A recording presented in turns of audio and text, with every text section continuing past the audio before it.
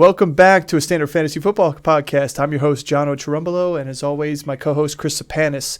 We are nearing the finish line of our divisional breakdowns, and we are in the East divisions, starting off with the AFC East. As usual, before we get into the meat of the sandwich here, I'd like to throw on a couple pieces of accoutrements in terms of, don't forget to like and subscribe, hit that notification button so you get all the drops as we post them. Again, coming up in the following weeks, we will be having our mock draft-a-thon where we will have a mock draft posting each day from different various positions so you can see what it's like to draft at each of those positions, getting ready for the big draft week in fantasy season. That being said, let's jump into it. We'll start off with the Buffalo Bills. Last year, they were 13-3. Vegas odds have them at 10.5, so Vegas still likes them as one of those few teams with the double-digit victories. Last year, they were 14th in passing attempts, 8th in passing yards, so they were very efficient in passing. They were 20th in rushing attempts, so they were down lower middle of the pack for rushing. However, they were 9th in yardage, and that's due to the 700-plus yards from Josh Allen, as well as the 7th in yards per game due to Josh Allen's rushing ability too as well. So don't be fooled by those numbers. And you look at the yardage and you look at yards per game because a lot of that factors into what Josh Allen could do with his legs. Speaking of Josh Allen, he's going 18th overall as a QB2. He was on pace at one point last year to be the QB1 before he had that shoulder injury or elbow injury. I think it was elbow. And after that, he kind of fizzled out and all the deep downfield targets started to go down too. So obviously with any quarterback, injury is something that will completely tank a season. Luckily, it didn't tank Josh Allen's season if you had him last year. He fought through it. It just hurt a lot of people like Stephon Diggs, especially Gabe Davis, I think took the biggest brunt of it all. So moving forward, in my opinion, I like him as a possible quarterback one finish again this year. He was QB2 last year. Pat Mahomes outbeat him, but not by much. I think it's really between those two guys neck and neck and who's going to be the QB1 final. So he's good for about 4,000 yards, 35 touchdowns, and another 700 yards and about 6-7 touchdowns on the ground. What is the round? Is this a quarterback that you would be willing to take in the first round? I know a lot of people don't like quarterback first round, but are you going to trust him as a first round pick over Pat Mahomes if you're on that 11-12 turn? Which one would you rather go with? No, typically I'm not going to draft unless I really – the only year I think I drafted a quarterback in the first round was Peyton's record-setting year. Correct. When he went to Denver. Other than that, I'll get the next guy in my tier to avoid having to draft a guy in the first round. It's why I've never had Mahomes on my team. That's not why I never had Allen on my team. I think they're going a little bit too high for my liking. I think I can get a guy that's going to be of the same value in the third or fourth round if I really wanted to go quarterback in the high end. Allen, I think, is worth it for a second round pick. I mean, if you are one of those teams that you go and stack a running back, or if you're late in the draft, I mean, you can do the Stephon Diggs and Josh Allen on the turn and stack those two guys. I think it's a good play. Josh Allen had 3 games last year outside of the top 10 quarterback finish. 3 games. That's crazy. Yeah. I think, the first 6 weeks of the season, QB 2, 4, 4, 5, 1, 3. He had top 5 finishes in each of the first 6 weeks of the season. Then he had a bye week and then the 11, but then 3, 6, 18, 1, 14, 9, 2, 4, 35, 3. Yeah, he only had 3 games outside the top 9 in terms of finishes. So crazy. But it'd be worth it, yeah, because the rushing upside and the way he throws the ball downfield, yeah. And you could say last year he probably could have had better numbers if they had a legit number 2 on the other side. I mean, we had a disappointing season from Gabe Davis. They really had no other pass catchers there. Where Dawson Knox was hurt for a big portion of the season last year and just didn't produce. But you've seen why running backs are not valuable in this system is because he's the running back. Yeah, he's the RB1. He's the RB1. And he gets all the goal line work. So the touchdowns are there. The yardage is there. He has some weapons around him. I think it would have been a lot scarier, he would have been a lot scarier of a pick if coming out of last season, Stephon Diggs had some issues, took some time away from the team. But as Diggs didn't come back, then I'd be a little concerned. But the fact that Diggs is there still, then he got some other weapons there now too. So I still like Josh Allen. I think 2 is a good spot for him. Yeah, well, here's the only note that I will have to say about Josh Allen when you're looking at him versus Jalen Hurts and Pat Mahomes is Josh Allen had 24 points per game in standard and PPR. Obviously, they're the same, but in a 6-point touchdown league, he was 24 points per game. Jalen Hurts was 25.5 points per game, and Pat Mahomes was 25 points per game. So he was a whole point per game less than those two guys, but he finished higher than Jalen Hurts in QB finish because of some of big explosion weeks. And again, that was with that elbow injury that he sustained week 9. So the first half of the season. And we'll get to the wide receivers when we get down to that portion of it and really talk about how that affected the wide receivers, because I think they were the ones that took the biggest hit because his depth of target and on each attempt went down on top of that. So he wasn't throwing the ball downfield and as accurate and as effectively, which hurt a lot of these receivers. So now you're saying that, and I agree with you, Josh Allen is the RB1. But when you look at the running back room here, the RB1 amongst the running back rooms, what it's looking like so far is going to be James Cook. He had first reps yesterday in the preseason game. He ended up having 20 yards on the ground and an 8-yard touchdown to cap it off. He went with the first teams. He looked good. He didn't really get any pass catches or targets. He wasn't really used that way, which was interesting, but I think it was more or less not the game plan for him in preseason for week 1. But last year, he didn't have a high finish, obviously, because the volume is so low for this running back field, and he was splitting it with Devin Singletary. However, he did have a 5.7 yards per carry average, which is stellar for a running back on 91 carries. He also had 21 receptions.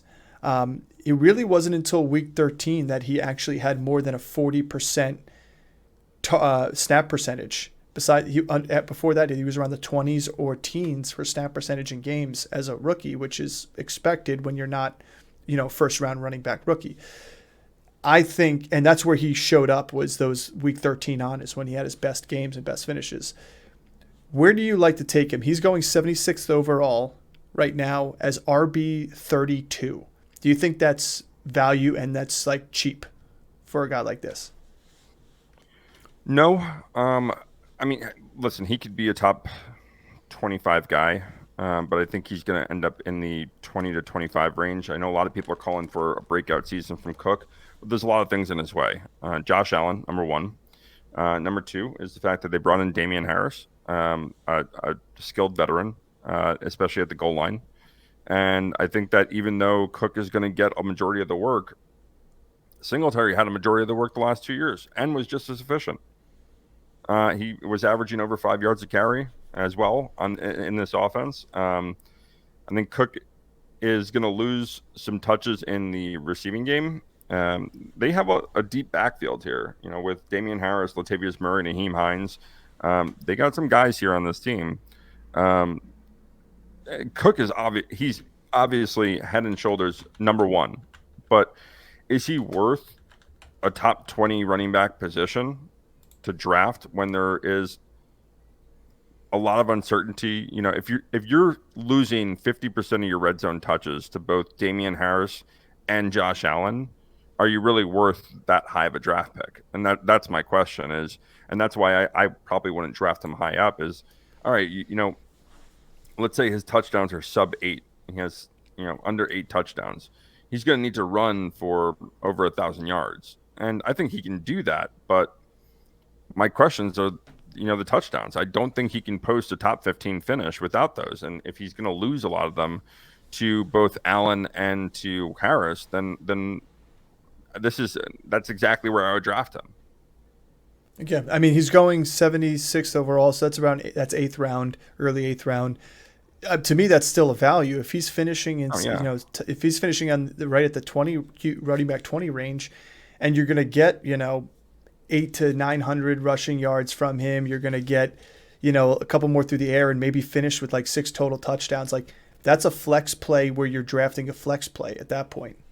Oh, for sure. Unless you punt running back and this is your RB2, that's, to me, I would call it a riskier RB2. There's a couple others that are in the round before him in round 7 that I'd rather go with, just because you have more consistency and more touchdown equity in some of those other guys. Oh, for sure.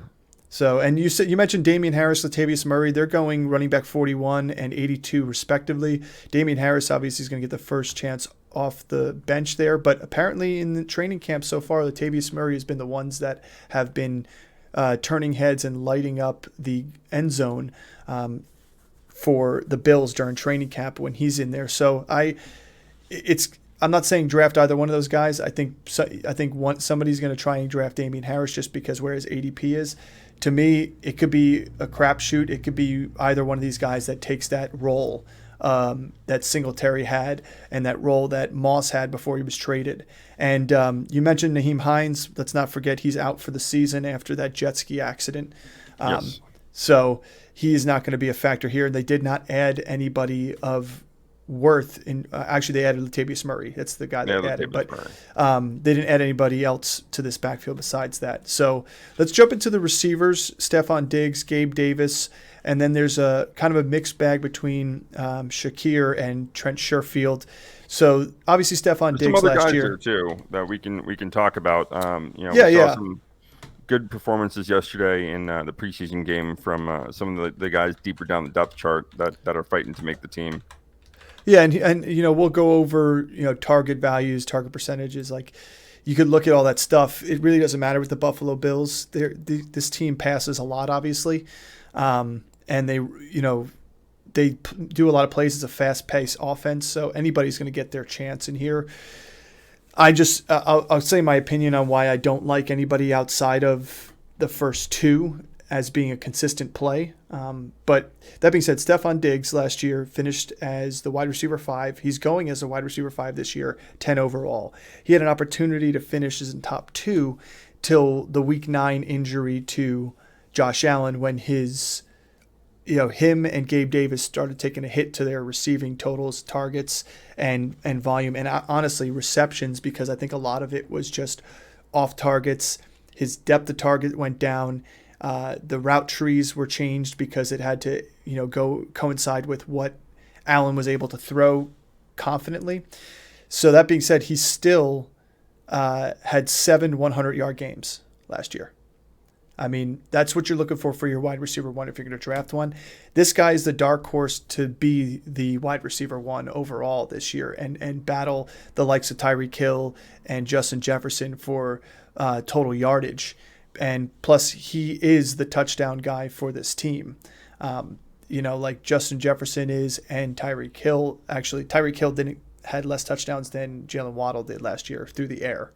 So I like Stephon Diggs. I think I'm okay if you want to draft him above Tyreek Hill. I definitely think above Devontae Adams. And at this point, if you want to draft him above Cooper Kupp, I'm perfectly fine with somebody doing that too as well, because this guy's got equity as the number 1 wide receiver here. It's what you're looking for as the main guy, the big kahuna. Yeah, he's the one wide receiver in the next 5. So he's like the because he's outside of our top 5 ranking. Yes. So he's the guy in the 5-10 that if anyone had him ranked in the top 5, I would not have an issue with, because Correct. he has all. Yeah, I would completely agree with that sentiment, because he has all the makings and the production and the volume in the offense to have those kind of numbers. So yeah, I think in most drafts he's fallen down to the back end of the first round, which if he is go and hit the smash button, I still take him over AJ Brown. I still take him over CeeDee Lamb. So that next group of guys, he's right there. So.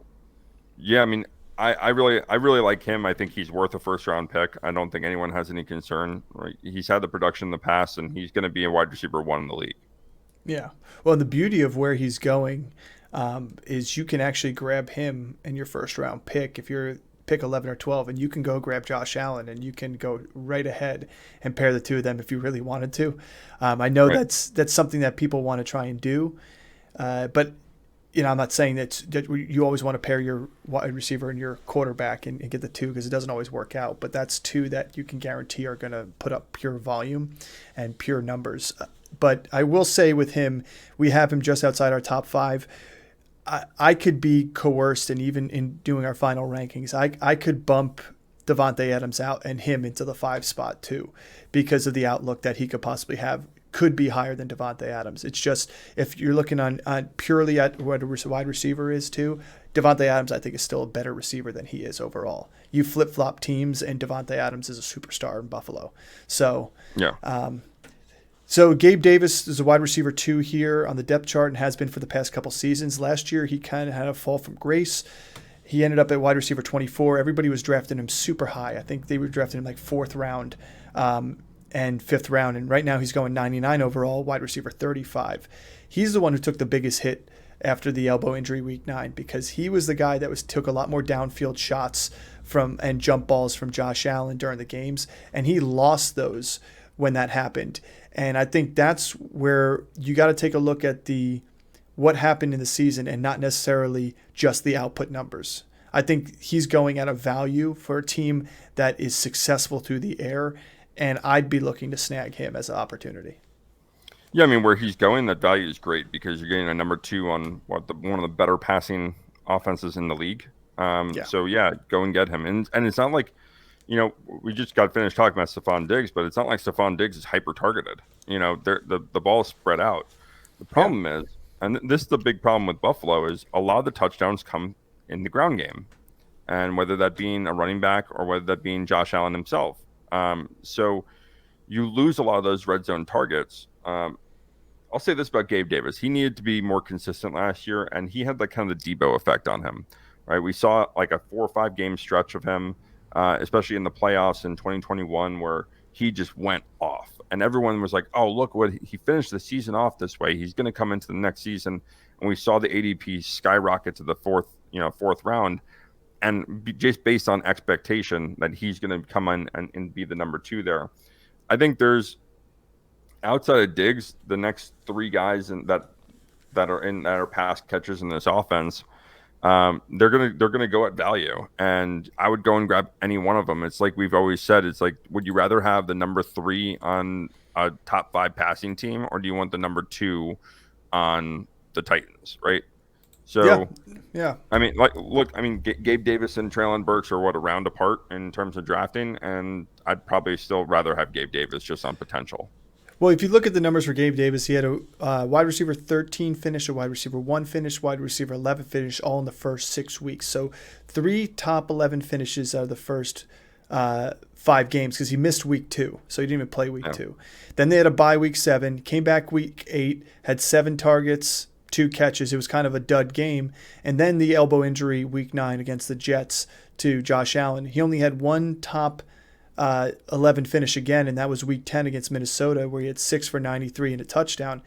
After that, he sprinkled in 2 more touchdowns. It wasn't until Josh Allen probably felt healthy in that wild card game against Miami, where he posted a 113 and a touchdown for there. But you look at that, and it just shows you that he just fell off the shelf. He had a great start to the season. It was looking like he was a great wide receiver 2 pickup.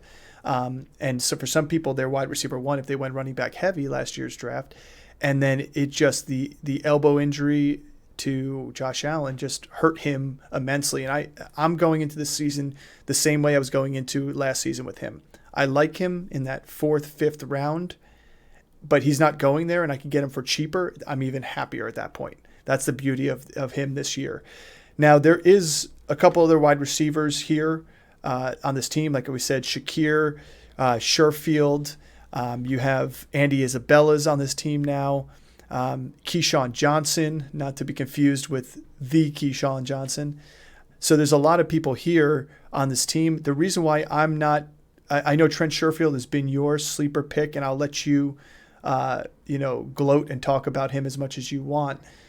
And before we get into that, Dalton Kincaid has been darling for the Buffalo Bills this preseason. He's been all the talk of the town. It took him how many weeks of almost 2 weeks of practice before he dropped the pass, and he played with the ones last night. Played in the slot for a couple snaps as well. So what I think is, a player like him is going to eat into these wide receiver threes numbers more than they would have in the past. But that's just my opinion. That's what I think, and I think both him and Dawson Knox, there may be some more 2 tight end sets than we ever had seen before in Buffalo, because they have 2 guys that finished. I mean, Dawson Knox was tight end 9 last year with 6 touchdowns and over 500 yards. It's not like they're just going to put him on the shelf just because they drafted a tight end where they got him. So let's talk about those other receivers and your thoughts on these guys before we get into Knox and Kincaid. Like, who do you like out of the rest of that group? Who's the next man up that you could see if Gabe Davis starts to just flutter? Well, Shakir is kind of the guy that's on the third on the depth chart right now. I think people, especially in Buffalo, have been waiting for him to kind of emerge, but then they go and get Sherfield, and there's just something about Sherfield, and watching him play in Miami, going to Buffalo, a division rival, so he knows he's playing against the same defenses. He just flip flops as Buffalo for Miami. He's been a playmaker his entire career. He just doesn't get the volume, and he's in the same situation here where I think he's just not going to get the volume enough. But here's what I'll say about the next kind of guys. If you want to go and draft Shakir over Sherfield, if you want to go take a late round flyer on Isabella or Aitman, go ahead. Like 14th, 15th round, go ahead and snag one of these guys up on the bench. I guarantee you there's an injury that happens this year, and one of these guys is going to step up and be the top priority ad on waivers. Because if anything happened to Diggs, if anything happened to Gabe Davis, someone's going to need to fill the void there. And you're right, they added Dalton Kincaid, and they still have Dawson Knox, and that's going to eat into the targets. But we're talking about a top 5 passing offense. I don't care. Take the tight ends. I mean, like, you look at Minnesota, right? When we love Hawkinson, right? We love Jefferson, right? But we still also really like Jordan Addison. We like KJ Osborne. So there's 4 targets there that we like, that it doesn't matter if they're going to get hyper targeted or hyper volume. Like, Justin Jefferson is going to eat 180 targets this year. So I'm not too concerned about that. And I think, as Josh Allen ages, right? And, he's still a young guy in the league, but as he ages, they're probably going to ask him to run less. But here's the difference between that Minnesota team and Buffalo. Buffalo was 14th in passing attempts last year. Minnesota was 3rd. Yes. There's a massive difference in the amount of attempts that they had, and I'll pull the numbers up in a second. But that's the difference. There's a lot more with the mouths to feed in Minnesota. They're able to do it because the amount of attempts that Kirk Cousins has, and I think those attempts even go up a little bit more because you don't have Dalvin Cook there. Sure. Versus in Buffalo here, I could see them still finishing in that, between the 10th and 14th, just outside the top 10 in passing attempts, because of the amount of rushing that Allen does. And they do have a decent running back as well.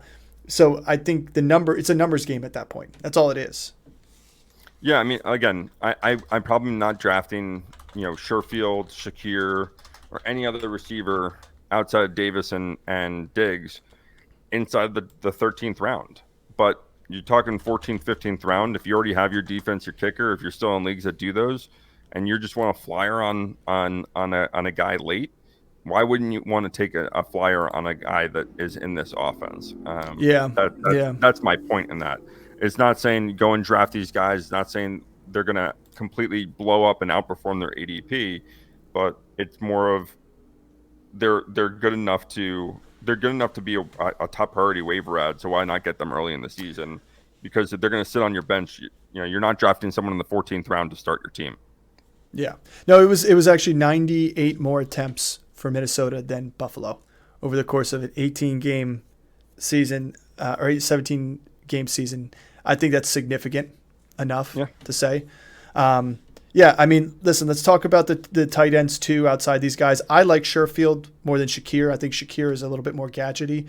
I think Sherfield's more of a pure pass catcher and wide receiver. I think he'll be the next man up. If anything happens to Gabe Davis, which he hasn't played a healthy full season that often, he's probably the next man up, and he proved it in Miami. Anytime Waddle or Tyreek Hill was out, he was the next man up in Miami. That's why I like him. So he's somebody that I'm willing to take that 14, 15 round pick on if I want, because I think he's going to get a chance in there, and he's a guy that if one of those guys out, you can play him with confidence that he's going to get the ball. I'll say Dawson, this for Shakir, and just to go the opposite on you, is we've seen the targets for both Isaiah McKenzie and Cole Beasley over the last 3 years out of the slot, and that's Shakir's role. And so that's the only reason I would say Shakir is probably over Sherfield right now for me, is and they're both deep sleepers, but we've seen the production there, and neither one of those guys are there anymore, and they desperately need a slot guy because they like that position. Well, speaking of slot guys, like I said, Dalton Kincaid was playing out of the slot, and he did it in college. He can move all over the field too, and if they do 2 tight end sets as well, I think Shakir is the first man off the field there. I think you get your 2 outside guys who are going to be Gabe Davis and Stephon Diggs, and that's Sherfield's way onto the field too as well. Easiest path to the field. I think Shakir's got the more immediate impact because of the slot presence, but I think Sherfield's got the outside help there. But Dawson Knox, like I said, tight end 9, 500 yards, 6 touchdowns. It's not somebody they're just going to shelf. And they've already come out saying that they're going to do some 2 tight end sets. Dalton Kincaid is a pure pass-catching tight end. He's a good all-around tight end, but he's more of a pass-catching tight end. They're going to use him as a threat that way too as well. I think this team can be sneaky. I think they could be the one team that may finish with the most points scored in the NFL at the end of the season. They just have so many weapons across the board, and if without injury, they've got the easiest pathway to success with all those weapons. Them and the Chargers are like those 2 teams that they're just loaded across the board with these top 10 guys. Yeah, I mean, with the tight ends, and this is what I'll say about them is, again, both these guys fall within that range of flip a coin. You can make an argument for any one of them, and it doesn't matter to me, because at that point, you're going to take one of these next guys, and you're probably going to end up either picking up a guy off waivers, or you're going to draft a second guy to replace him at some point in the season. So make the argument whatever you want, but this is what I'll say with the tight end position in Buffalo is unlike some of these other teams, I can make an argument Irv Smith is a better option than either one of these receivers, because they actually use the tight end position a little bit more in Cincinnati than they do in Buffalo. And a lot of the production in the receiving game comes from the wide receiver position there. And we've seen it throughout Josh Allen's career here is, he uses tight ends, but they're not hyper targeted, and if you have 2 good pass catching tight ends, this isn't New England, where they're just going to target whoever's there with John. I'm not going to compare it to the Tom Brady years, but with Mac Jones years, you had Jonnu Smith and Hunter Henry. Like, they use a tight end position a lot, and Hunter Henry wasn't a top, a top 10 guy.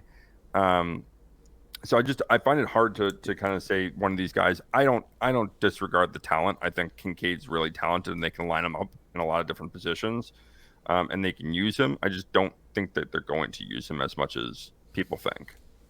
Yeah, to me, this is the last piece we'll say about Buffalo here. I mean, I want a piece of this team no matter what. If I don't get one of these wide receivers, even if I get one of these other tight ends just outside those top 3, 4 guys, I'm even saying, like, if I get Waller, if I get, Dalton Schultz, if I get any of these guys that are on the outside there, I would take a flyer on Dalton Kincaid, because his ceiling could give you an opportunity. Like, if he comes on at the end of the season, or if he comes on mid-season, he's the guy, and he ends up being like their pseudo like tie number 2 in terms of targets with Gabe Davis or whoever the number 2 wide receiver is. You've got yourself a home run, but I'm not taking the chance on that being my number 1 tight end. Like you said, you're going to be hitting the waiver wires. You're going to be going back and forth. But I'd be comfortable as a second tight end there with the opportunity that he may be better than Dalton Schultz. He may be better than some of those other guys.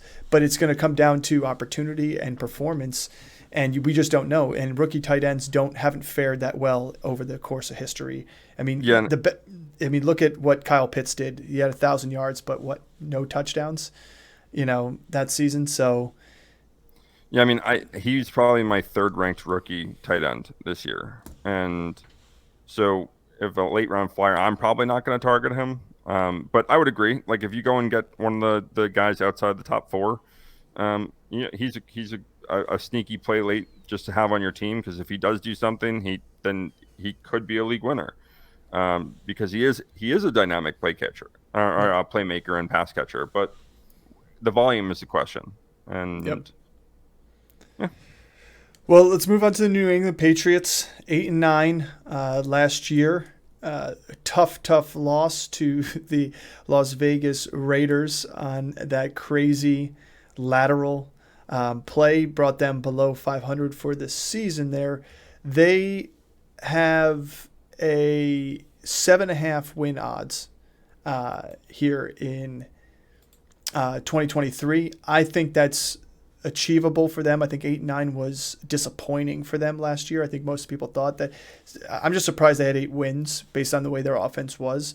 They were 22nd in rushing attempts, 24th in rushing yards, 22nd in passing attempts. Yeah, and 20th in passing yards.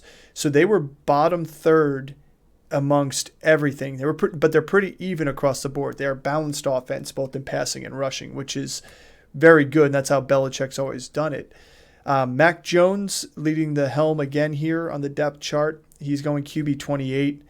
Last year he finished at QB 23. After a good rookie campaign, he came back with a dud at 2,900 yards and 14 touchdowns. I mean, Zappe came in and played better at times than he did. He even threw 11 picks. I think he got a little bit too much in his head, but I also don't think he had enough weapons around him and healthy weapons around him to really be effective as well. He's got some changes in the wide receiver core this year, but let's be honest. He's got an offensive coordinator. Yeah, you got an actual. That's what I was about to say. You actually have an offensive coordinator, and it's somebody who in 2011 was a Super Bowl contending offensive coordinator. If it wasn't for the New York Giants, they would have won the Super Bowl. So to me, Mac Jones has an opportunity to bounce back this year. He's not a guy that I'm drafting, but he's one of those guys that if I'm drafting later on and I punt this position, I'm going to probably pair him with somebody else as an opportunity just to get a second. Because like if you go with Matt Stafford or Derek Carr and those guys start to dud, like your only other opportunity is to try and go for a rookie, or you go for Mac Jones late, or you go for one of these other guys. I've passed on this guy in all those opportunities in those drafts 9 out of 9 times. And if you gave me a 10th time, I'm probably still going to pass on him again. I'd rather take the upside of Kyler Murray. I'd rather take the upside of Bryce Young. I'd rather take the upside of these other guys that are falling further than him or down around his QB range, because he just doesn't wow me and have the upside that those other guys have. Yeah, I mean, we don't need to spend a whole ton of time on this, but we did this in our roundtable episode. I brought this question up, like who the quarterbacks that have the veteran quarterbacks that have the most to prove this year. And now Mac Jones entering his 3rd season. He was a 1st-round pick for the New England Patriots, and I think he has a lot to prove this year. I get it. His rookie year, he made the Pro Bowl because people backed out and other guys made the playoffs and made runs, but. The 2nd year, he completely dudded out, was benched last year for Zappe, got the starting role back. I think he has a lot to prove this year as to how efficient of a quarterback is he going to be. Listen, like they replaced his number 1 wide receiver with Juju Smith-Schuster. Like they didn't really give him a lot of help. Devontae Parker is still he might miss the entire season because of an injury, a nagging hamstring injury or something. Like every other season. They have some unique weapons here. Like I think that they're a young team, and what the strength of this team is not offense, it's defense. Yeah. And in all honesty, like I'm probably avoiding the Patriots for anyone outside of Ramondre Stevenson and Gesicki or Hunter Henry. Like as a late guy tight end. Like I would say you can take a late round sleeper on Tyquan Thornton.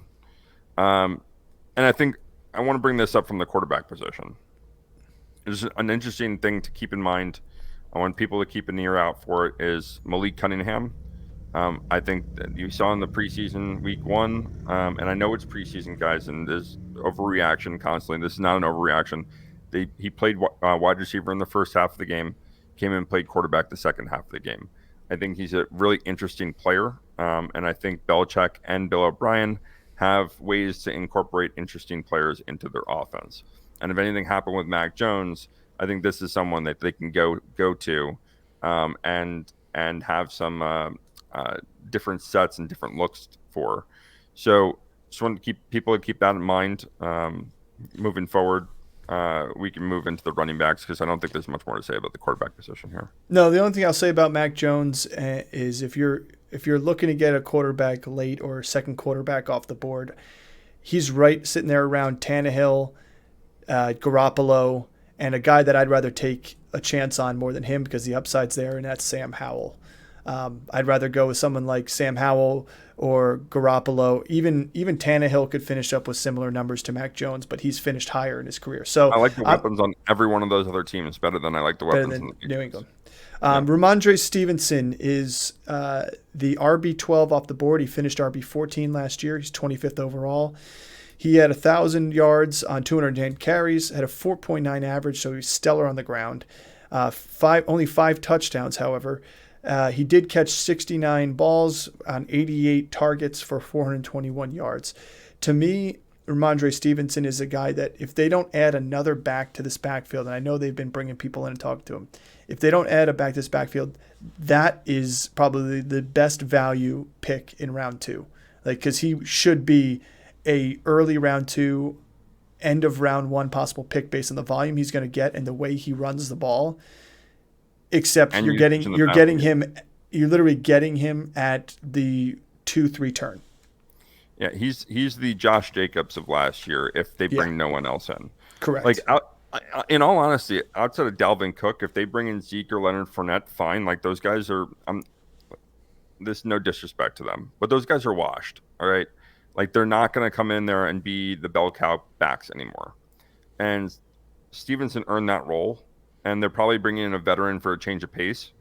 But Stevenson would have been higher last year. He would have been a top 10 guy if Damian Harris wasn't partially in the season and stealing touchdowns away. The touchdowns really brought him down, the 5 rushing touchdowns, but we saw him involved a lot into the run game, obviously. And like we talked about with Mac Jones, like this is a well-balanced offense. Ramondre Stevenson's going to be the lifeblood of this offense. He's involved with both the rushing game and the receiving game. He is going far beyond or far below what his talent is and what the volume is, like you said. Because with no Damian Harris and if they don't bring in another veteran, he's going to command 300 touches this year. Yeah. And he can produce. Like this is not a terrible offensive line. They're going to probably try to run the football and play good defense to stay in games with the rest of this division. Like this is a stacked division. Where he's going at running back 12, in my opinion, there's only 2 running backs that are going ahead of him right now, according to ADP, that should be going after him, and that's Najee Harris and Travis Etienne Jr. Like those 2 guys, I think should be drafted after Ramondre Stevenson. There's no reason about volume-wise for these guys, and you're talking about Bijan. You threw his name in there. I think Bijan's still going to get massive volume on that team. I think we both agree he's going too high where he is, but I still think he should be neck and neck with Ramondre, Taylor, Josh Jacobs, and that's if Jacobs and Taylor do play. I could argue that Ramondre Stevenson could be somebody that could be more successful than Tony Pollard too as well. After that, you've got your top guys, but I definitely think Najee, Etienne. So if you're in your drafts, if you're coming down there and Najee, Etienne, and Stevenson are looking you in the face and you're going to be going off ADP, you're going to get somebody who may disappoint you. Like Ramondre's in a position to only like actually go above and beyond like what he should be doing. I know Najee Harris has been top 12 2 seasons in a row and he's going as RB10 now. I just don't see he's not as efficient as Ramondre Stevenson. At 4.9 yards per carry, like this guy, if you give him, I think I said he had 210 carries, give him 50 more carries. Just give him 50 more carries. Yeah, and he still had 60-plus receptions, 62 receptions on the year. Yeah, I think that's a number that could go down, But listen, I'm okay with if that goes down. Like Ty Montgomery?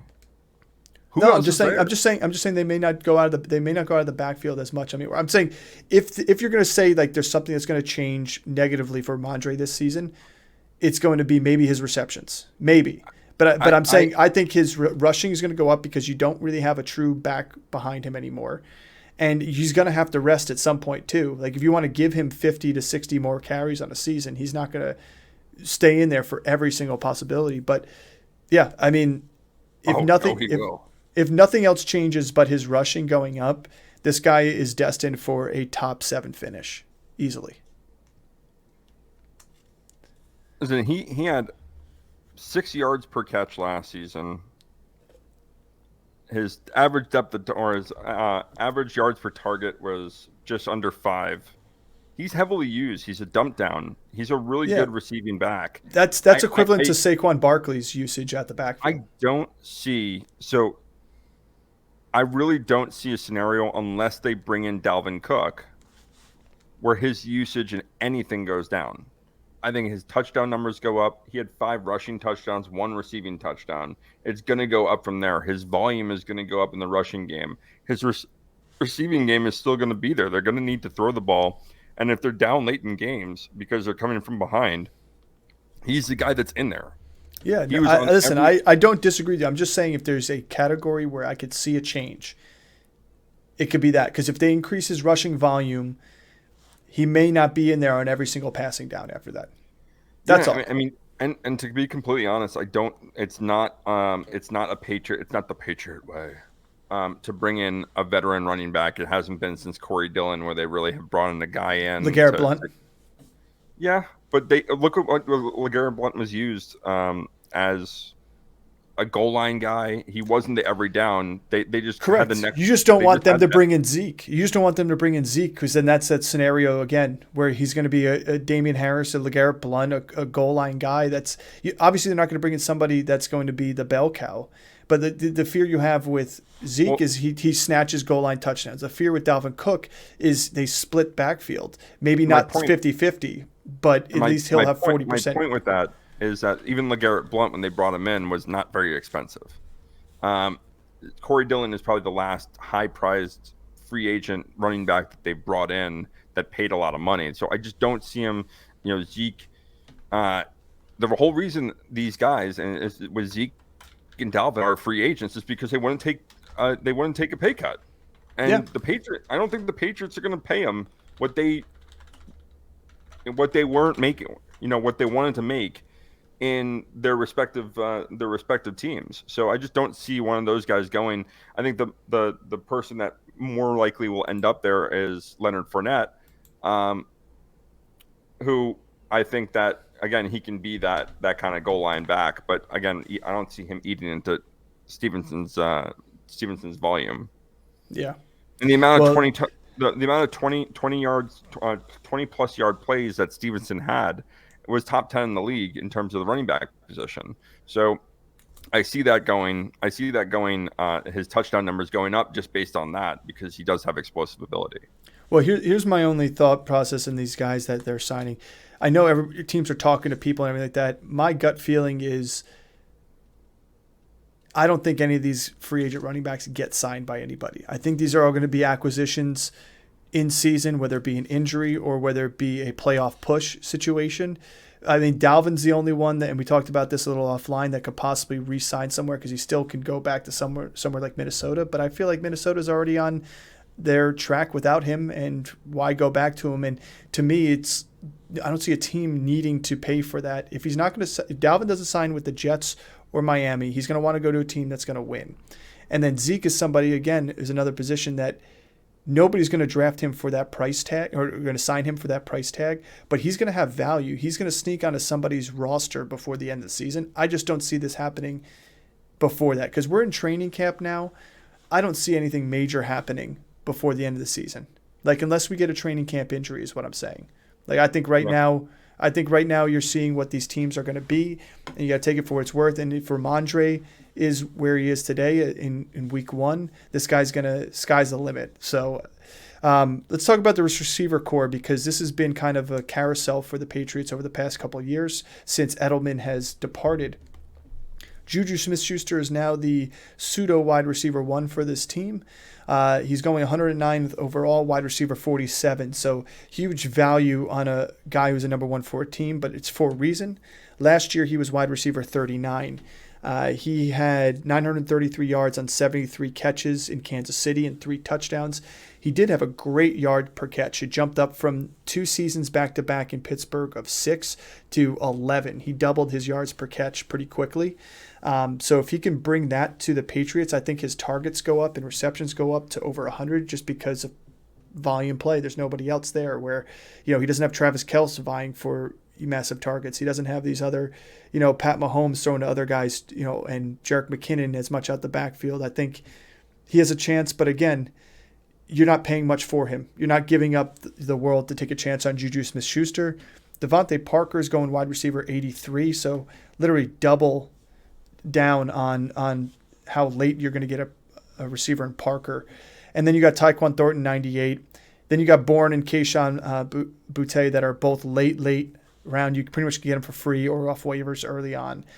So Chris was right earlier when he talked about Mac Jones not getting the help he really needed.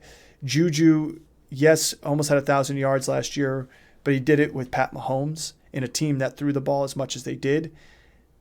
It's going to be difficult for Juju to do that again in the division they're in, number 1, because he's got to play the Jets twice, the Bills twice, and Miami twice. So these are the corners he has to face in 6 games this year. Sauce Gardner in 2, Xavier Howard in 2, Tre'Davious White in 2. Good luck. Good luck to you, Juju. Good luck. Because the thing about these corners, too, they're not just lock-up corners. They're physical, too. So you could say what you want about Juju being a bigger physical receiver, but these corners are all physical, too. And they're going to beat you up. And here's my opinion on Juju. And it depends on how they're going to use him. If they move him to the slot and he takes 60% of his snaps from the slot, something like Christian Kirk does on an annual basis, I see him being way more successful like he was back when he was in Pittsburgh. Not obviously the numbers he put up that one season in was it 2017 or 2018 or 2019, I can't remember. But that being said, the slot is where he's going to produce for this team. It's not going to be on the outside. He doesn't create enough separation on the outside.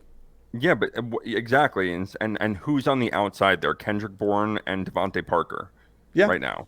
So that's what I'm saying. That's the only benefit is if they move him to the slot and send those guys to the outsides, he's going to probably be open more times than those other guys are. Because Devontae Parker has already proven in his career he is one of the worst wide receivers out there in terms of creating separation and getting separation. Like one of the worst in recorded data.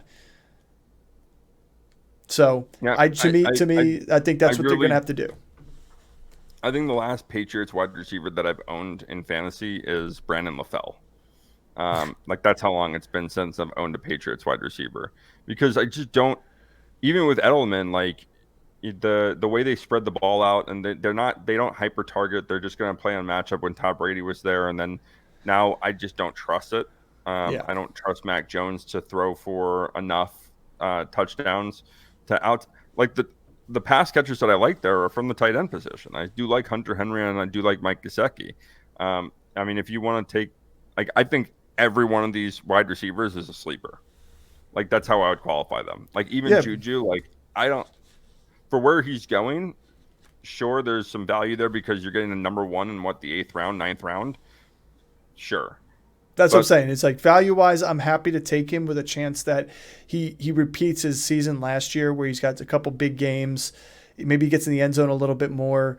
But, I really got to see if they're going to use him more in the slot. I think it's going to be successful. If they're going to be using him on the outside, I think we see his numbers go back down again, similar to what they were the year before. I would have liked Juju a lot more as a Patriot if Jacoby Myers was still here.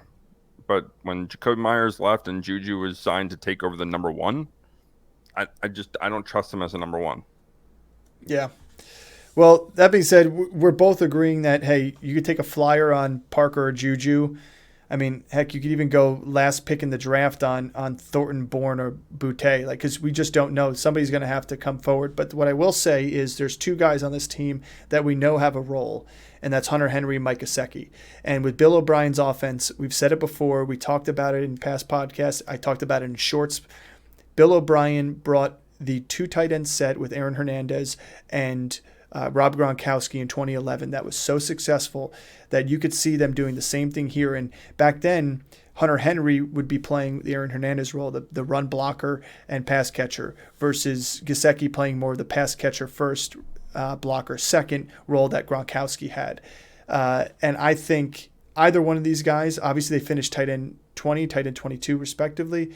They both had, touchdown capital and yardage capital. I think I would be happy taking one of these two guys if I punt the tight end position and pair him without another tight end and be happy with that, because the guys are going to have a piece of this offense. I think Gesicki is going to have probably more targets by the end of the season because of it, but I know Hunter Henry, they loved him in the red zone, and if there's an injury to any of these wide receivers like Devontae Parker or Juju or anything like that, they're just going to start passing their tight ends because it's a mismatch at that point. Yeah, I think that you're right on it. Like if I boot the tight end position and I'm just looking to grab two, like these are always going to be my second guy that I'm going to take. Like, so I'll go and get Gerald Everett and then get one of these guys. I'll go and get Njoku and get one of these guys. And because they just use it. I will say this is that they're going to give you a lot of headaches this season because there's going to be a lot of games where it's going to be like, 2 games in a row for Gesicki, and then there's going to be 2 games in a row for Henry, and so you're going to be like, oh, these guys are on the roll, like they're getting used, and you're going to start them, and they're not going to be involved, and it's going to be the other tight end. So in that mindset, they're going to give you some headaches with it, but by end of season numbers, I think both these guys should be within the top 20. Yeah, they're good flyers. Like again, you punt the position, they're a good flyer, and especially matchup flyer. It may be one of those ones where if you look at how the teams are doing against tight ends in terms of like the Dolphins and Patriots, or sorry, not Patriots, Dolphins and Jets and Bills, because they're locking down these receivers, somebody's going to have to get open. They may not be doing as well against tight ends where it's an opportunity to throw one of these guys in and be happy with it. Right. So speaking of those other teams, we're going to move on to the Miami Dolphins, 9-8 last year. Vegas has them at 9.5, so they like this team again. With Tua being healthy, I think that's going to help. They were 4th in passing yardage last year, 12th in attempts. So obviously they are very efficient through the air. When you have Jalen Waddle and you have Tyreek Hill, that's very easy to do. But they were in the bottom third in rushing attempts and rushing yardage. So again, you'll see where these running backs are going. Speaking of Tua, he's going QB 11, 90th overall. He finished QB 15 last year in 13 games, but there's one game I'm not counting that because he left early. I'd say 12 games. 2 games he left early. Yeah, but one he did play a good chunk of. One of them he left very early in the game.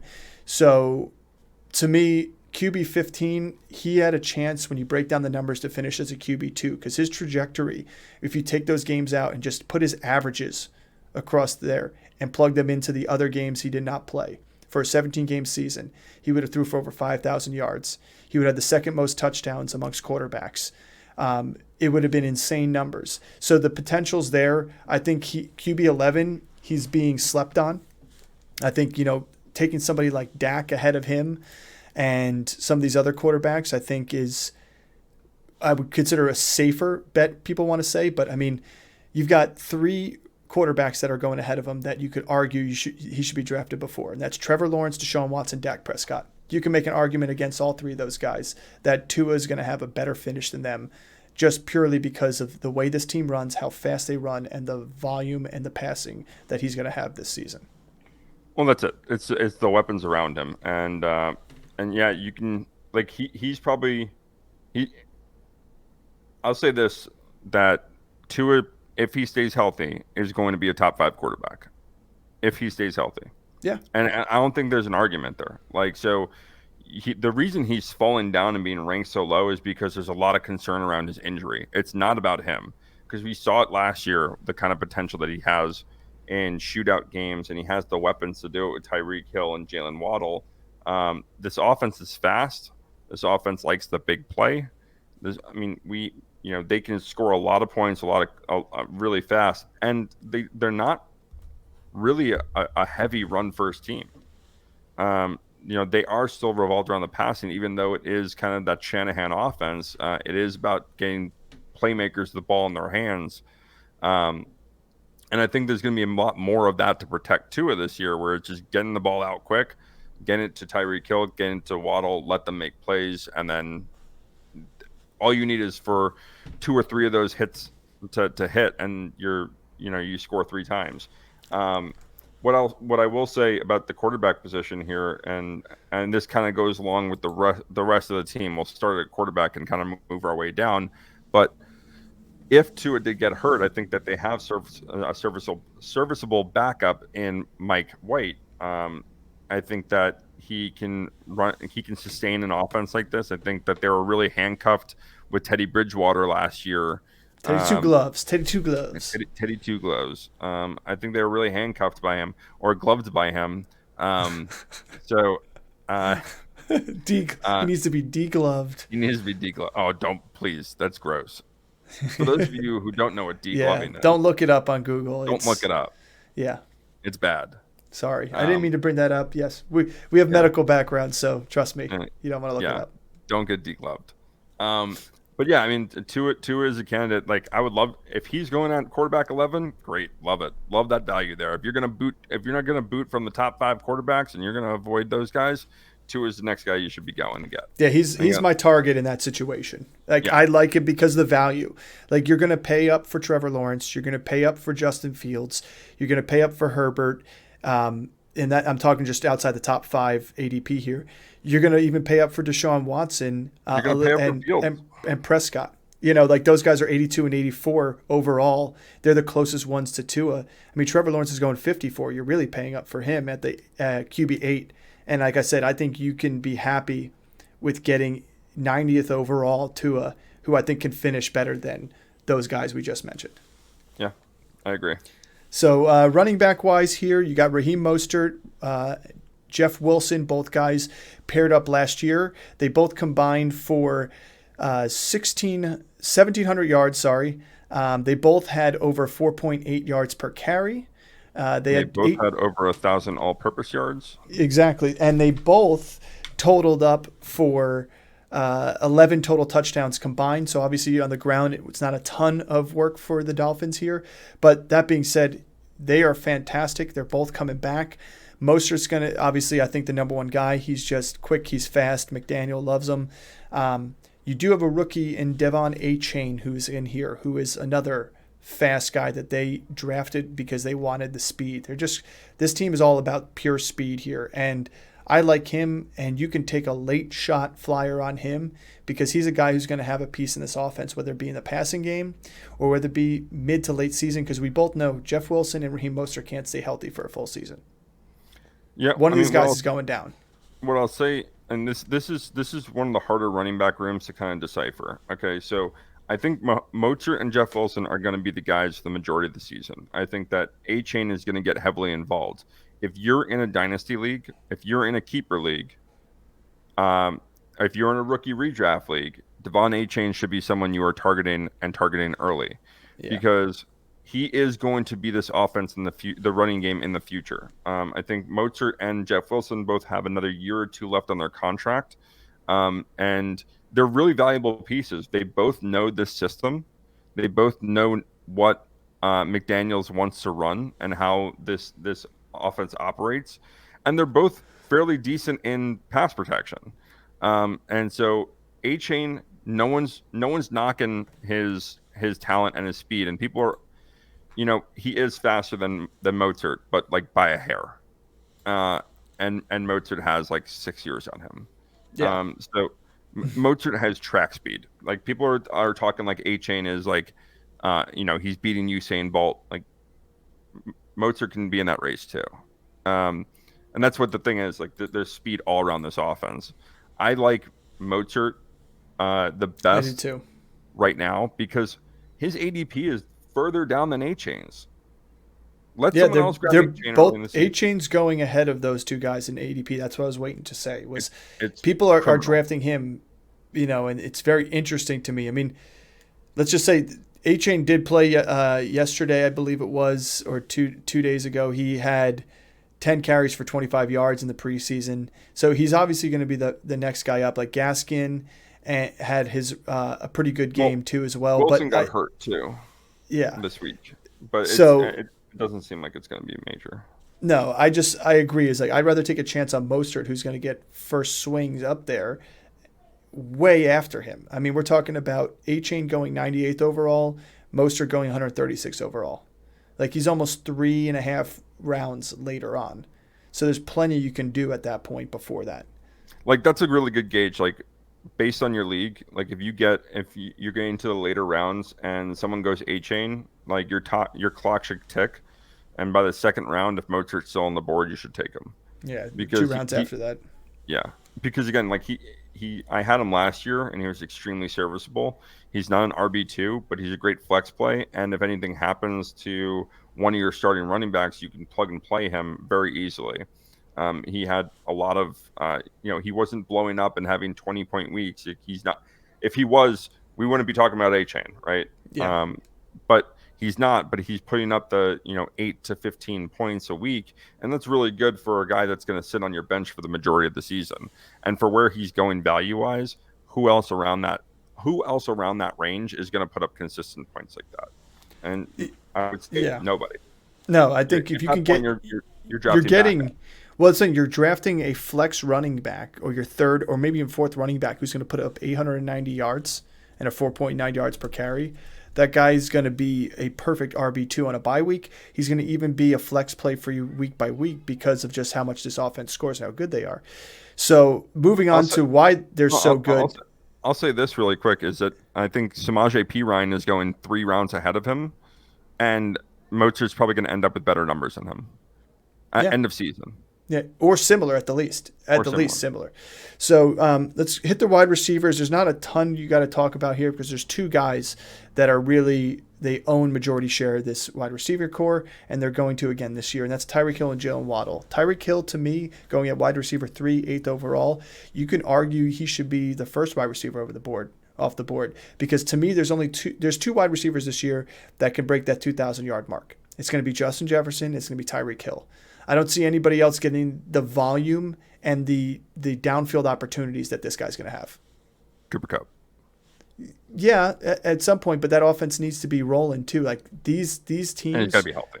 Yeah. So to me, I would agree. These 2 guys, and then so Tyreek Hill, we don't have to spend time on him at all. We know where he's going. We're okay saying out there, if you like Tyreek Hill in Miami this much, and you're a Miami fan, and you're like, your league mates would think you're crazy taking him over Justin Jefferson. It's not crazy. Like, you take your shot on a guy like this. To me, I definitely think he should be worth taking over than Jamar Chase.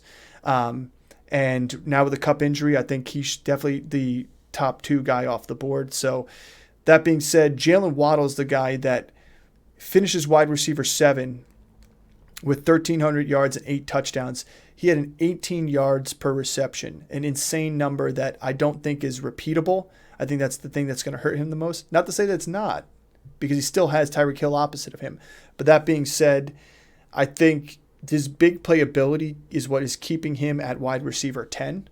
To me, him and Devonta Smith are the 2 guys that are wide receiver 1s playing as a wide receiver 2 on their offenses. And and Higgins, yeah, but I just think that those 2 guys, the volume for Devonta Smith and his route running, and the big playability for Waddle, like those are 2 guys that I would want on my team either way because of what they can do in a week. Well, those 3 guys, you put them on a lot of these teams, and they are number 1s, right? Like they're that kind of receiver. Waddle is a number 1 receiver. Devonta Smith is a number 1 receiver. T. Higgins is a number 1 receiver. They just happen to be playing behind another guy that's just as talented, if not better than they are. Waddle's a guy that he should finish in the top 10 again. This offense is really good. And between those 2, like what he can do with the ball in his hands, and that's what makes him really special and not John Mechie, is that he can take the ball to the house on a 5-yard slant, and just leave everyone in the dust. And he has that breakaway speed anytime he touches the ball, which is why his yards per catch is so high, because his ADOT is really not that high. He's not like Tyreek Hill is the bomb go and get it receiver, where Waddle is get him the ball in his hands and he can go and take it to the house. And we saw it so many times last year where it was a 5-10 yard slant gone. And it's really interesting. Like, we know that these two guys are going in the top 2 rounds probably. Waddle's probably going the back end of the second round, where he should go. But like you kind of said with Tyreek Hill, if you're a top 6 pick, you could make an argument that Tyreek Hill should go anywhere in that top 6 pick. If he falls out of the top 6 and you're sitting there at 7 or 8 or 9 and Tyreek Hill is there, you go around and shake your league mates' hands and you say, thank you very much. Thank you. And you should take him without hesitating. He is a top half first round talent that you should absolutely want on your team. And same with Waddle. You can make an argument anywhere in the second round he should go. I think that there are receivers that you would draft over him. I think, there's A.J. Brown and CeeDee Lamb. You should go over him. But after that, yeah, go and make an argument. Like, I can make an argument for Waddle being the next guy after that.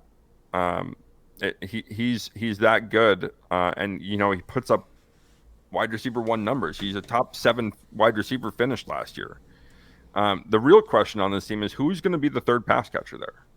Well, yeah, I'll get into. I think Cedric Wilson's a name that we want to talk about here, but let me finish up with Waddle with 2 points here. So I do want to correct you on his average depth of target. He did have a 12-yard ADOT last year, so it was deeper than what I thought too. Like, it was still 33rd amongst all receivers, but still to have an ADOT of 12 is pretty good. And the crazy part, this is what makes him so good, is his yards per target was number 1. His yards per reception was number 1. His adjusted yards per route run was still number 4. His yards per route run overall was number 4. He was top 10 in yards per team pass attempt, and he had a true catch rate of 150%. He was number 3 amongst all receivers. He's just like we said, he's a number 1 wide receiver playing a number 2 wide receiver 2 role, that's why he only had 116 targets last year. I mean, that number could even go up with, because he lost a lot of targets when Tua went out. You get those numbers up into the 130s, 140s. Now you see him possibly catch 100 balls. Who knows what he could do at that point? Yeah. I mean, he still had 8 touchdowns. So Cedric Wilson is somebody who's interesting to me. It's hard for me to want to go even for a wide receiver 3 or a tight end on this team. But somebody like Sherfield, like we talked about previously and a little earlier, he came in when you had Hill or Waddle out with an injury or on breathers, and he was an effective pass catcher. Do I think that he was a flex play, or do I think he was a startable player last year? No, he wasn't. But if anything happens to this, one of those guys, Cedric Wilson's going to be this next man up. And I think he's somebody that is sneaky to have as a late round pick, or it's obviously somebody you're going to be willing to spend money on a waiver if something happens to these top 2 guys. I don't know. I think I differ a little bit. I think the guy that I really would target, again, these are Cedric Wilson's. Essentially, you get him for free. Like, any one of these wide receivers outside of the top 2, you can essentially get for free, which is really shocking because you have 2 guys on the team that are going to go within the first 2 rounds, and then no one else that's going to get drafted as a pass catcher. Yeah. That's what's kind of wild about this team. So someone else is going to have to emerge. I'm placing my money on River Craycraft. He didn't. It's another guy like Trent Sherfield. Like, they kind of, no one really knows about them. They're not heavily volumed. Like, he only had 9 catches last year. He had 2 touchdowns. His average depth of target was over 10. His average yards per catch was over 10. So this is a guy that I would at least take a flyer on late round. I think he is probably a better option than Chosen Anderson, Robbie Anderson, Robbie Chosen. I don't know which one he's going with. I don't know what he goes by anymore. I have no freaking clue. but I think he's a better option than him. It's officially on ESPN. It's Robbie Chosen. Yeah, it's Robbie Chosen, but he was Robbie not being chosen in fantasy drafts right now. Yeah, that's what it is. Robbie, you're not a Jet anymore. Robbie's going to need to choose another name. Your career went downhill after leaving the Jets, and that is not saying much because it wasn't great on the Jets.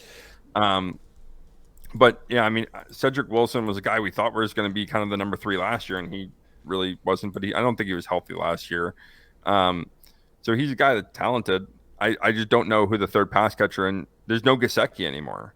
Yeah. So from a tight end position, like he was the number 3 target last year, which this could say a lot going back to the running back position is those guys are going to be heavily volumed in the receiving game now because of the lack of pass catchers that they actually have, at least in the number 3 role. So I think you might see that kind of, it's going to be Hill and Waddle up top, and then a lot of targets to everyone else. And that's what I'm saying. But and like to me, like I don't know if Robbie Chosen, Cedric Wilson, like it's gonna be tough to even pick out who's gonna be that next man.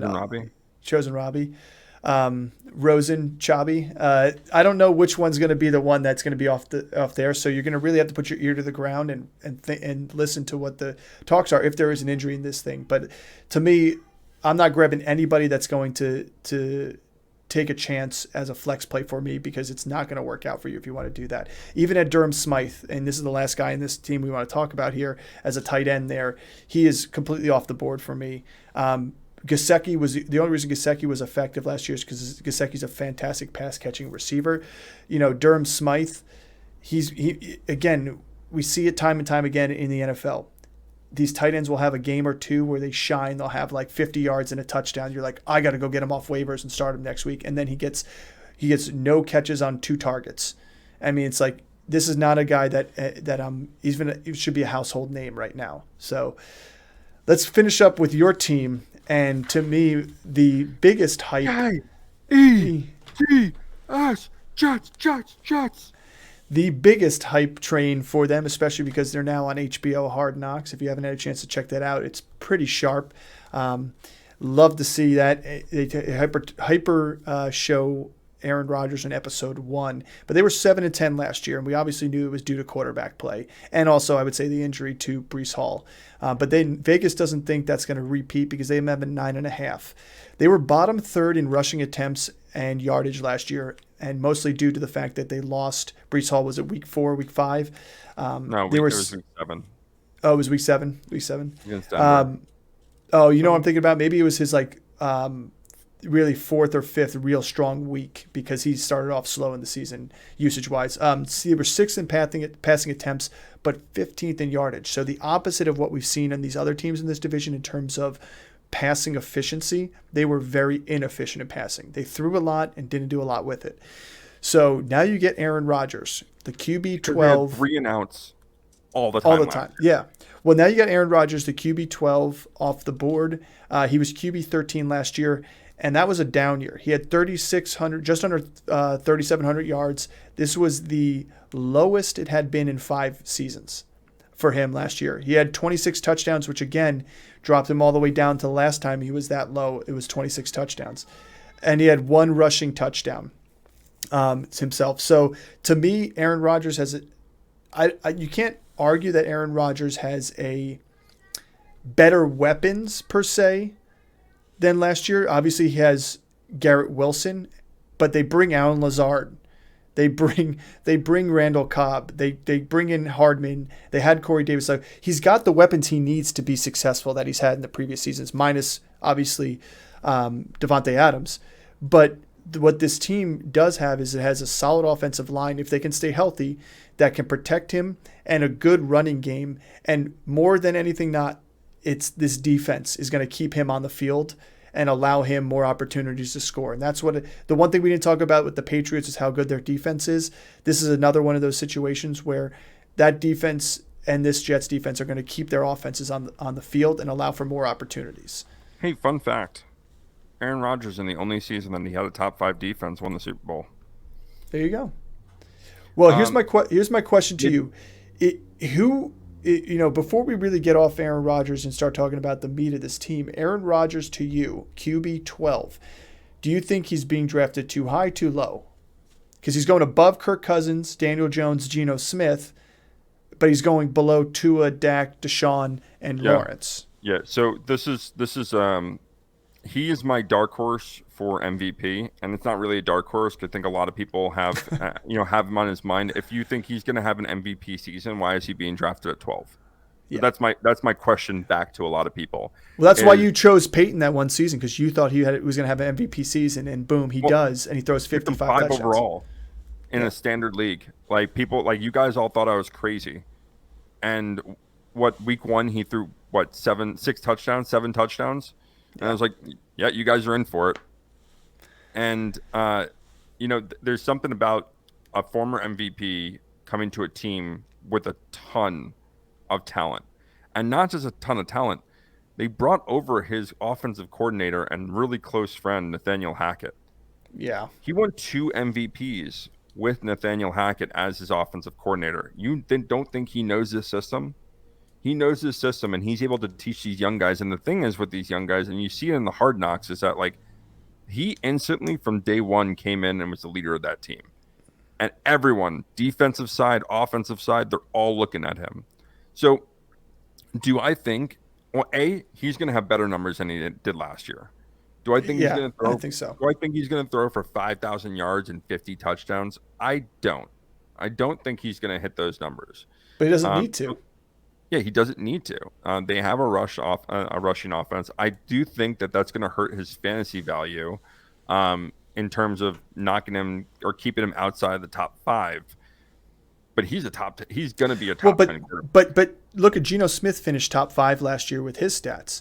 Like when I read out Geno Smith's numbers to you real quick here, Geno Smith last year finished with where's his overall totals? He finished last year with 4,300 yards, 37 touchdowns. Yeah, 42-82. He had 30 passing touchdowns, 11 picks. Like that is an easy mark for Aaron Rodgers to make. Like rushing wise, he had another touchdown, and I think it was 68 attempts for 366. So he ran a lot. But that being said, Aaron Rodgers could throw for 4,500 yards and 35 touchdowns. Yeah, I'm not saying he can't hit those numbers. I think the only reason Geno was a number 5 finish is because there were some injuries to quarterbacks and big time quarterbacks.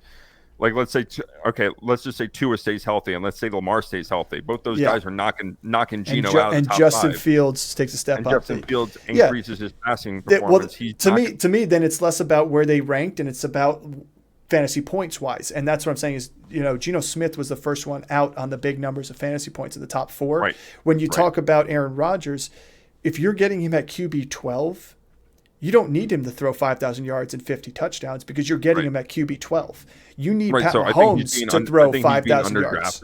I think he's being underdrafted for a lot of other guys that have these high ceilings. But I think that what we've seen, like last year's a perfect example of Aaron Rodgers. That's his floor.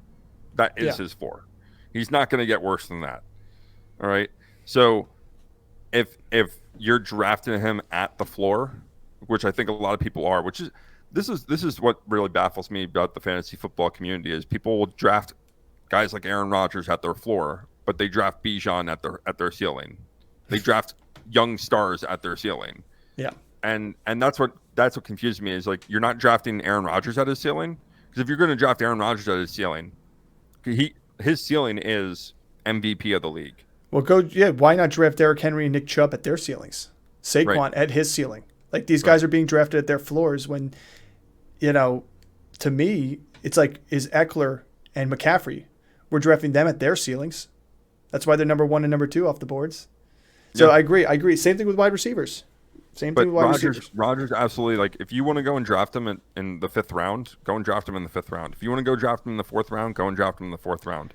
He has it's not like last year where like there's so many question marks at what the weapons around him. Like he has the weapons around him, and he has the offense and he has the defense around him. This defense is going to give him the ball back, so he's going to have plus chances to score.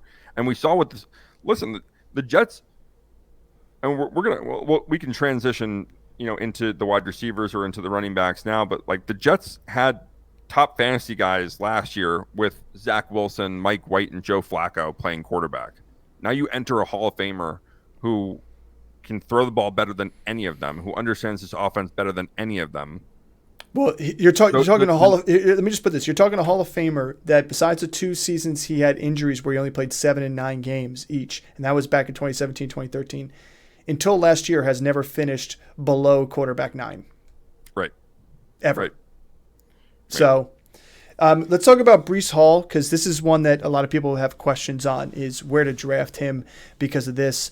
And last year he played 7 weeks 3 through 6. He was running back 14, running back 3, running back 4 in those 5 weeks. Because one of them, believe was he had week 5, 97 rushes and 100 receiving when he was running back 3. To me, the thing about him is he is a pivotal part of this offense. It's very difficult for me to go out there, though, and trust a running back coming off an ACL injury, no matter how good these repairs are and how good quick recoveries can be, to be as good and efficient and feel strong underneath his body. We've seen it with Saquon. We've seen it with pretty much everybody but Adrian Peterson, who just came out like shot out of a cannon. So what are your thoughts on Breece Hall? Where are you going to take him? And is it somebody that you want to take, or would you rather have one of your league mates and take him and pass on him? Oh, no. I want Breece Hall. I just don't think I'm going to be in a position to get him, because I do think he's going to be an early second-round guy, and I think that's where he should be going. I think, the ACL injury happened early enough in the season. It happened in the 7th week against Denver. So, and on week 8, after the inflammation went down, they did the surgery, they did the repair. He's had a long road to recovery. He's practicing, he's running, and he's cutting off of that. And I think he should be. I don't think he's actually practiced yet with pads with contact, but he is practicing and running drills. So we'll have to keep an eye on it. This is what I will say: if they bring in Dalvin Cook, that's the biggest hurdle for me with Breece Hall is if they bring in Dalvin Cook. Mm-hmm. Because if they bring in Dalvin Cook, it's going to be really hard for me to say that Breece Hall stays a second-round running back. But without that, yeah, he's an early second-round guy. If he's there at the end of the second, take him, because let's say it's the same argument with Javonte Williams, but it's a better injury to recover from, and he's in a better offense. But Javonte's injury is built into his ADP. Breece Hall's is not. Right. That's the reason I asked that, because everybody's drafting Javonte Williams in like the 4th, 5th round.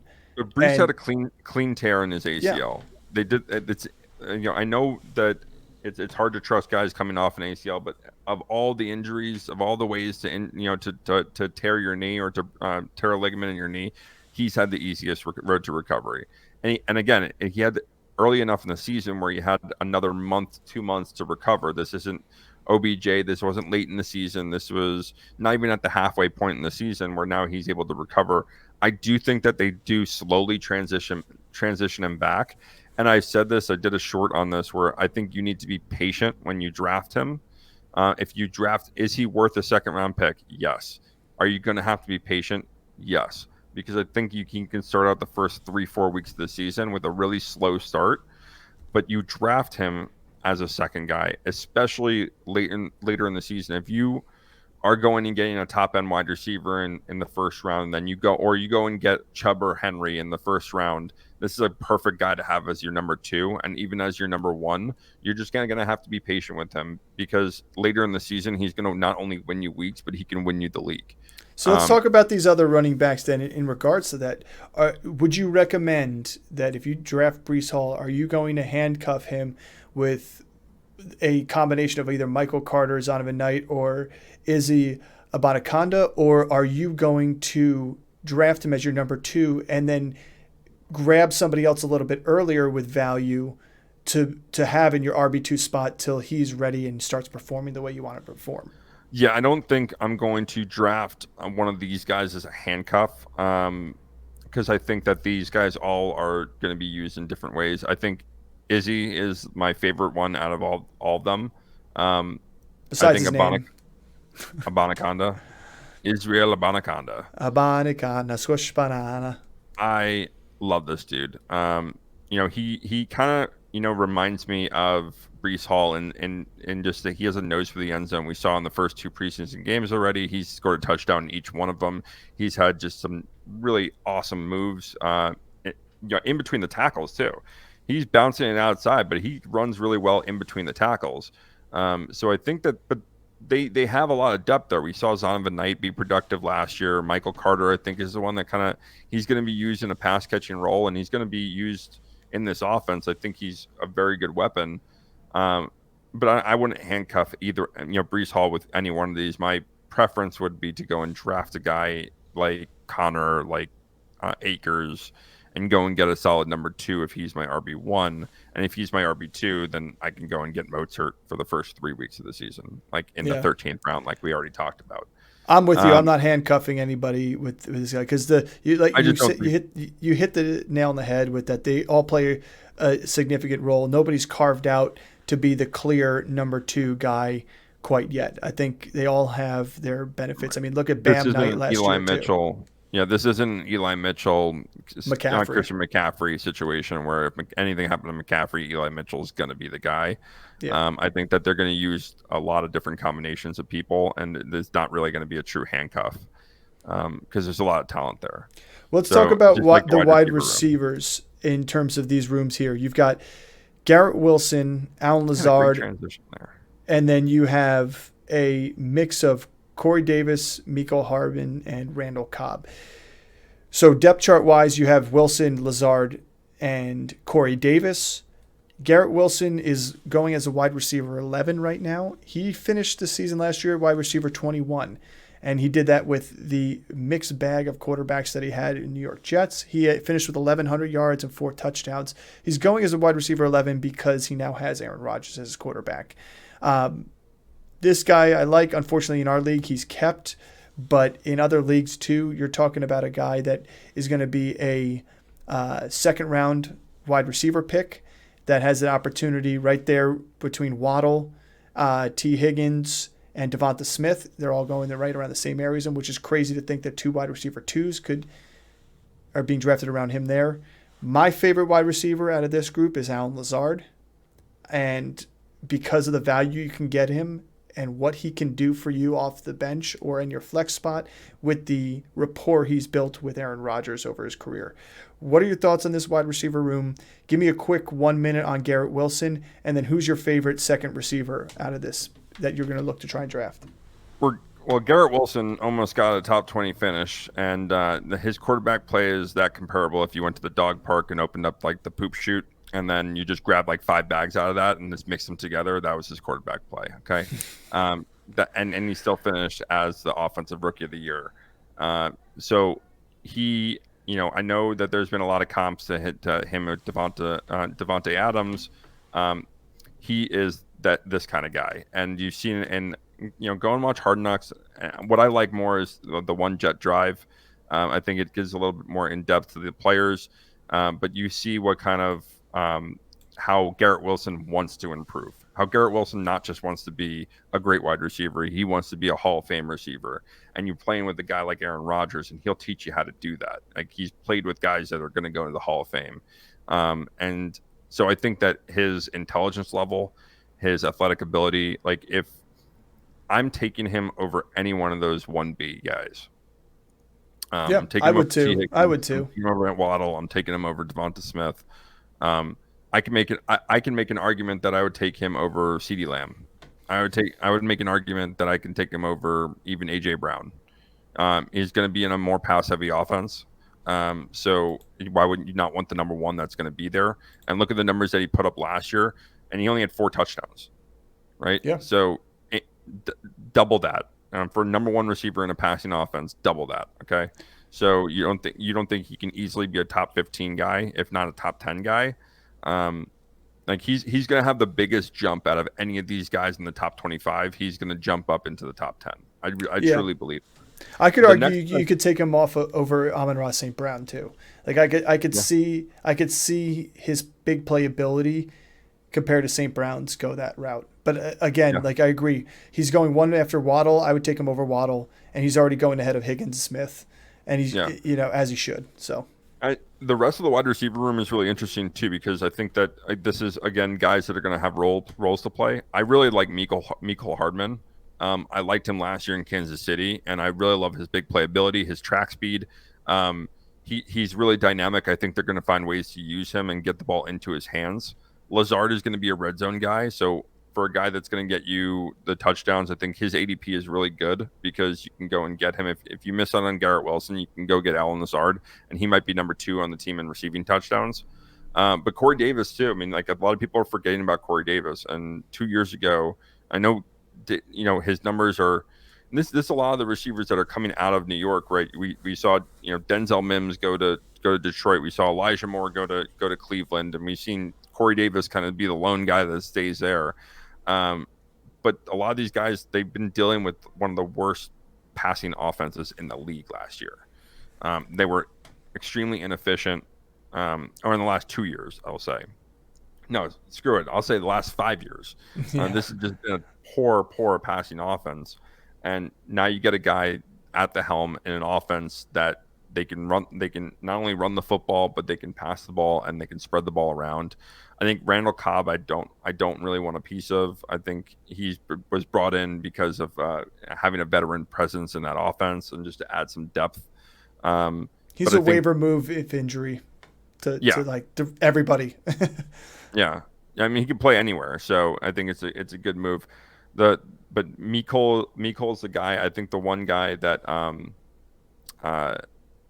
that I've talked about, the rookie kind of to keep an eye on is Jordan Brownlee. I think he has had a lot of chemistry with both Zach Wilson and Aaron Rodgers. And you can see kind of how Aaron Rodgers is excited to play with him. He's been making not only the big play, but he's young and he's raw. And I think it's not going to be this year, but again, in dynasty leagues, in sleeper leagues, like in keeper leagues, late round keeper leagues, this is a guy that you could target and pick up off waivers if anything did happen. But I think Mecole is my guy. And I like Brownlee too. I think Brownlee has an opportunity because he is sitting there on the depth chart behind Corey Davis right now. So I think this pathway to get in the game is higher up there just for the sheer fact that, hey, Corey Davis can't stay healthy that often either. That's been one of his struggles in his career. But, Mecole Hardman could be also the one that's right in there because he's the one behind Garrett Wilson. Why not throw him right in there too? So I agree. I think, to me, Lazard is the one guy that's draftable because he probably is the immediate flex playability because of the touchdown opportunities. I mean, he had 60 for 788 yards and 6 touchdowns last year on the Packers, and that was with Romeo Doubs and Christian Watson playing around him too. So he has an opportunity. We'll finish up the Jets here with Tyler Conklin. Just brief because to me, I know everybody wants to say like, oh, well, Aaron Rodgers loves his tight ends and threw to his tight ends a lot. I just don't know if that's going to be a situation here in New York. Conklin's a great receiving tight end. I like him a lot. And then you also have Uzoma. Again, you throw these guys right into the middle of that pile. He's going to tight end 33. It's a crapshoot. But we do know that Aaron Rodgers has had an affinity for his tight ends. Mercedes Lewis in the past. Was it Richard Rodgers had the big touchdown catch, a couple of years back. And then he had, I'm drawing a blank on his tight end. Jimmy Graham was there for a year. Jimmy Graham. Who's the guy that had the injury last year that had a great season before that? Robert Tonyan had a great opportunity too. So it is somebody that you can pack, if you want to take a chance on Aaron Rodgers throwing to his tight ends and that success, grab Conklin as your second guy to pair with somebody else to see if it works. Why not? It can't hurt. This is actually like this is probably the best tight end room in the NFL. They have 4 very talented, two young guys and 2 veterans that I really like. unfortunately, the Jets have traditionally been a team to avoid the tight end position because they just don't target them that much. But Hackett's offense does, and Aaron Rodgers does. And there are two guys in particular that I really like here. And now you can have the same argument that we just had for the Patriots and put it right into the Jets here. I think CJ Uzomah and Tyler Conklin are going to have years this year where they're going to have very productive numbers. And one of those guys are going to finish in the top 15. I don't think that they're going to finish in top 10, but I think one of those two guys is going to finish in the top 15. And the other guy is probably going to be a top 25.